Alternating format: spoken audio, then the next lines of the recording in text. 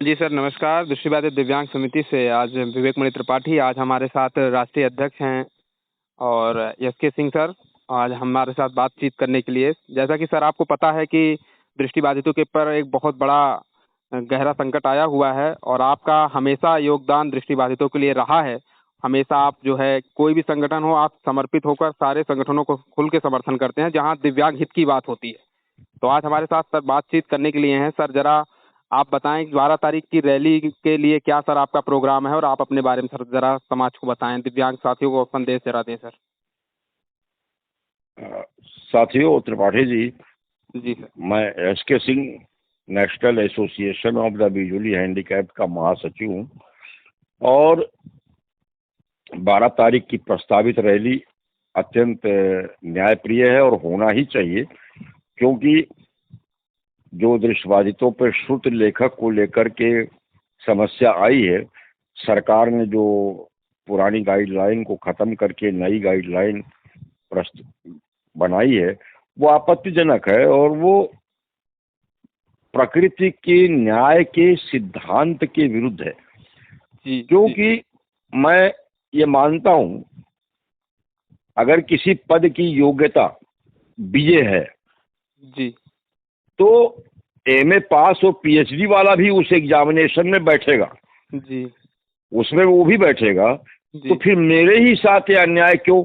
हमें कम से कम योग्य ऐसा राइटर तो मिलना चाहिए जो पढ़ सके और लिख सके, बात को समझ सके।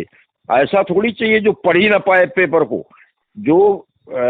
और जो आप हाई स्कूल अगर बीए का है तो इंटर का लड़का देंगे आप, उसे कोई अनुभव नहीं होगा, उसे कोई जानकारी नहीं होगी बीए लेवल की, पढ़ने की तो होनी चाहिए। लिखने की बात छोड़िए, पढ़ना तो आना चाहिए उसे ठीक से। जी सर। मुझे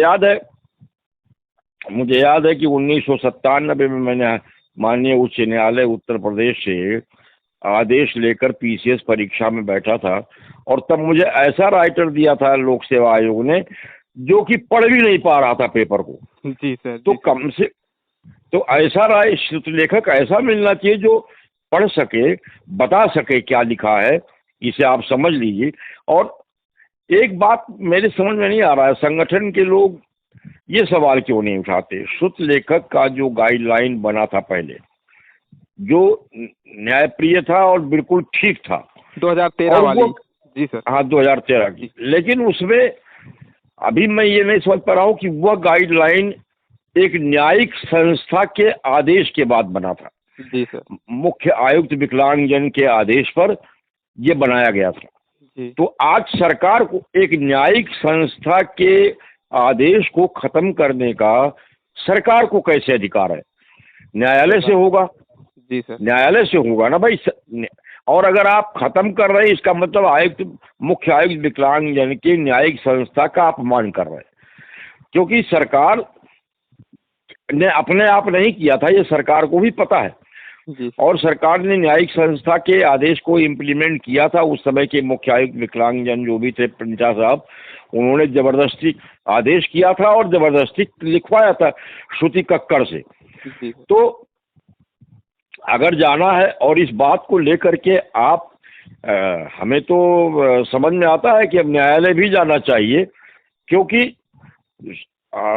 मुख्य आयुक्त विकलांगजन के आदेश को न मानकर सरकार हमारे न्यायिक संस्थानों पर भी अटैक कर रही है। जी सर। और इस आदेश और क्या मजाक है नेत्रहीनों के साथ, दिव्यांगों के साथ, कि आप कह रहे हैं कि पद की योग्यता से 2 क्लास कम होगा, 3।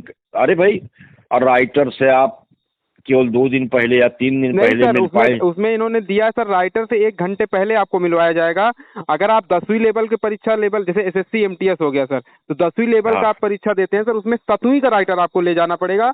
वो भी आपको जो है एजेंसी देगी, 1 घंटे पहले मिलवाया जाए। बताइए 7वीं का लड़का कहाँ से मिलेगा सर? अब ये कितना मजाक है कि 7वीं का लड़का मिलेगा। हाँ। 7वें का लड़का घर वाले उसको भेजेंगे कि नहीं भेजेंगे, पहले तो यही प्रश्न चिन्ह है। फिर 7वें का लड़का कितना पढ़ पाएगा? उस एसएससी का पेपर इतना इजी नहीं होता जितना इजी कह दिया गया कि 7वें का लड़का देंगे। इतना इजी नहीं होता कि उसको पढ़ सके। वो पढ़ नहीं पाएगा। हम तो कहते, और हमें तो बड़ा आश्चर्य हुआ जब दिव्यांगजन सशक्तिकरण विभाग के सचिव ने उड़ान रेडियो पर बयान दिया कि 95% लोग संतुष्ट हैं इस आदेश से, नई राइटर गाइडलाइन से। कैसे हो आपने कहाँ सर्वे करा लिया? कौन से आंकड़े आपने बता दिए कि 95% लोग सेटिस्फाइड हैं? हम तो कहते हैं 5% लोग भी सेटिस्फाइड नहीं है। कोई नहीं है सर, पूरा ब्लाइंड समाज इससे आक्रोशित है सर। कोई नहीं, सब सेटिस्फाइड तो कोई है ही नहीं। और मैं आप सबसे अनुरोध करता हूं कि 12 सितंबर की रैली में अधिक से अधिक लोग आए। ब्लाइंड पर्सन एसोसिएशन जो करने जा रही, और सरकार पर को प्रेशराइज किया जाए, और हर संगठन को चाहिए कि उस रैली में बड़े और छोटे का भेद भुलाकर सभी संगठनों को सम्मिलित होना चाहिए उस रैली में, और सबको सहयोग करना चाहिए। ये नहीं कि हम बड़े संगठन हैं तो हम नहीं जाएंगे। सर आपने हमेशा दिव्यांगजनों की लड़ाई लड़ी, और आप जिस प्रकार सर मतलब तुरंत आप समर्थन की बात कर देते हैं, तुरंत आप आने के लिए तैयार, क्योंकि ये दिव्यांग हित में फैसला है सारी। जिस प्रकार आप समर्थन करते हैं सर, आप तो समाज के लिए बहुत योद्धा हैं सर। जिस प्रकार आप हमेशा साथ दिए सर ब्लाइंडों का। और सर ये है IBPS और SBI ने इसको तत्काल नोटिफिकेशन भी जारी कर दिया सर। सोचिए आप, अभी हाल में जो है पेपर होने वाला है सितंबर में सर, 21 सितंबर से पेपर शुरू है SBI का, जिसमें इन्होंने लागू भी कर दिया सर। बताइए, इन्होंने खाका नहीं तैयार किया, पहले ही इन्होंने लागू कर दिया सर, और बोला कि राइटर लेकर आओ, इंटर की मार्कशीट उसकी होनी चाहिए 2024 की। बताइए सर, कितना बड़ा अत्याचार दृष्टिबाधित समाज के लिए कर रहे हैं ये लोग।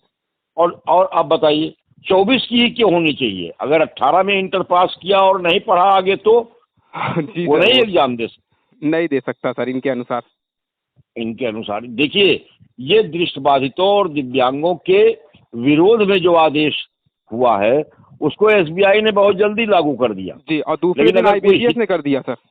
और दूसरे, अगर किसी उनके हित की बात होती तो 10 बार हमको चक्कर लगाने पड़ते, कहना पड़ता ये आदेश के अनुपालन में आप भी करिए। तो क्या दृष्टिकोण है समाज का, शासन का, सरकार का दिव्यांगों के प्रति? जैसे लगता है हमारे साथी लोग पुरानी गाइडलाइन से आराम से परीक्षाएं देकर चयनित हो रहे थे, तो सरकार को और शासन और समाज को भा नहीं रहा कि नेत्रहीन भी सबके बराबर आ जाए। क्योंकि हम आ रहे थे, हमें राइटर मिलता था, वो पढ़ता था ठीक से, हम ठीक से लिखते थे। अब तो पेपर को समझने में ही मुश्किल हो जाएगी। जब 7वें का लड़का आएगा तो क्या दिखेगा, क्या बोलेगा वो? सर समाज को क्या संदेश देना चाहेंगे 12 सितंबर के लिए? आप अपील क्या करना चाहेंगे दृष्टिबाधित समाज के लिए?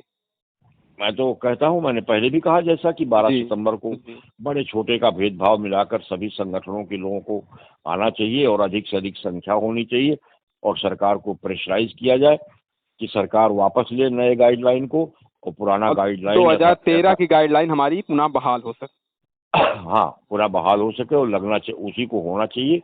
वही जनहित में है, वही दिव्यांग हित में है। ये जो कुछ नया गाइडलाइन आ रहा है, ये सब केवल दृष्टिबाधितों को और दिव्यांगों को कमजोर करने के लिए आ रहा है। वो राजेश अग्रवाल जी कहते हैं हमारे NIBS का लड़का 3, 4, 5 प्राइमरी लेवल से कंप्यूटर में एग्जाम देता है। अरे आपको हम क्या कहें, आप अधिकारी हैं, मैं ऐसे शब्दों का प्रयोग तो नहीं कर सकता। मैं वहाँ हाई स्कूल इंटर पास बता रहा हूँ कि कंप्यूटर नहीं आता है पूरे देश में। सर आपने यूपी में उठा लीजिए सर, यहाँ पे कोई ब्लाइंड स्कूल में कंप्यूटर सुविधा ही नहीं, म्यूजिक थमा दिए सर ब्लाइंडों को। हाँ, आप तो अनुभवशील है सर, बताएं सर। मैं उसी में मैं आगे आ रहा हूँ कि पहले तो आप इस बात की व्यवस्था सुनिश्चित करिए कि लोगों को कंप्यूटर आए। आपके स्कूलों में अनिवार्य रूप से कंप्यूटर पढ़ाया जाए। अभी पढ़ाया नहीं जाता है, बताया नहीं जाता है, और आप कंप्यूटर में एग्जाम देने की बात कर रहे हैं। कैसे देगा कोई जो सीखा ही नहीं है? या तो आप शुरू से कक्षा एक विषय के रूप में कंप्यूटर पढ़ाया जाए, कक्षा 1 अनिवार्य विषय के रूप में, बाकायदे उसको पास होना भी जरूरी हो, जैसे और विषय है वैसे कंप्यूटर भी होना चाहिए। लेकिन उससे पहले मैं 12 सितंबर की बात कर रहा था। 12 सितंबर को आप लोग अधिक से अधिक लोग आइए और पहुंचिए जंतर मंतर पे, और रैली को सफल ही न बनाइए। रैली में पहुंचकर एग्रेसिव होने की जरूरत है। एग्रेसिव हुआ जाए और कोशिश की जाए, सरकार बाध्य हो इस बात के लिए कि वो वापस ले लेना ये राइटर गाइडलाइन, और पुरानी राइटर गाइडलाइन को इम्प्लीमेंट किया जाए। हम सर जरूरत पूरी पड़ने उम्मीद पर कर, हम लोग भूख हड़ताल पर भी बैठने का काम करेंगे। हाँ नहीं, भूख हड़ताल पर भी बैठे और अनशन भी करें, जब हाँ जो जो करना पड़े जी सब सर। कुछ करना चाहिए। चलिए सर, सब आपने कुछ अपना कर बहुत कीमती समय दिया सर। इसके लिए आप इतना बिजी शेड्यूल टाइम में आपने समय निकाला सर। विश्व दिव्यांग समिति की ओर सर आपका बधाई। और आपसे उम्मीद है सर थैंक ऐसे ही आप दिव्यांग समाज के लिए काम करते रहेंगे सर। अपना आशीर्वाद बनाए रखेंगे सर।